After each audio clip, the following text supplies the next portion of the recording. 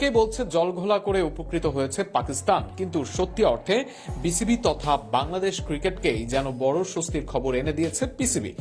এমনকি ভারতের বিপক্ষে খেলতে রাজিও হয়েছে বিসিবির কথাতেই, এমনটাই জানিয়েছেন বুলবুল নিজেই।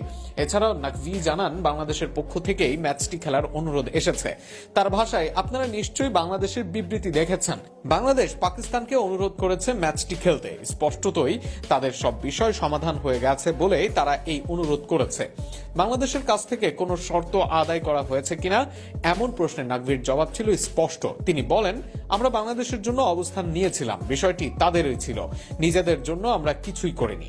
অবশ্য আইসিসির ঘোষণাতেও এটি স্পষ্ট। বৈঠকের সমঝোতা অনুযায়ী 2031 ওয়ানডে বিশ্বকাপের আগে বাংলাদেশ একটি আইসিসি ইভেন্ট আয়োজন করবে, তবে সেটি আইসিসি নির্ধারিত আয়োজক নির্বাচন প্রক্রিয়া, সময়সূচি ও পরিচালনাগত শর্ত পূরণের উপর নির্ভর করবে।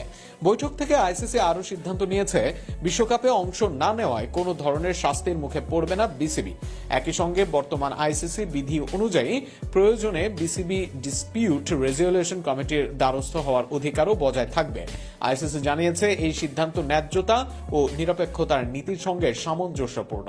আইসিসির পক্ষ থেকে বলা হয়, দক্ষিণ এশিয়ার ক্রিকেটের ভবিষ্যৎ, টি-20 বিশ্বকাপ এবং সদস্য দেশগুলোর পারস্পরিক সম্পর্ক নিয়ে আলোচনা ছিল উন্মুক্ত ও সৌহার্দ্যপূর্ণ।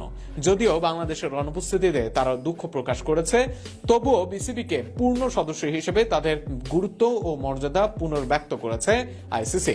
বিবৃতিতে আরও জানানো হয়, বাংলাদেশের রয়েছে সমৃদ্ধ ক্রিকেট ঐতিহ্য এবং বৈশ্বিক ক্রিকেট উন্নয়নে গুরুত্বপূর্ণ ভূমিকা।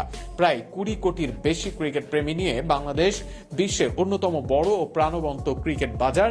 এই বাস্তবতা মাথায় রেখে দেশটির ক্রিকেট এগিয়ে নিতে আইসিসি সহযোগিতা অব্যাহত রাখবে।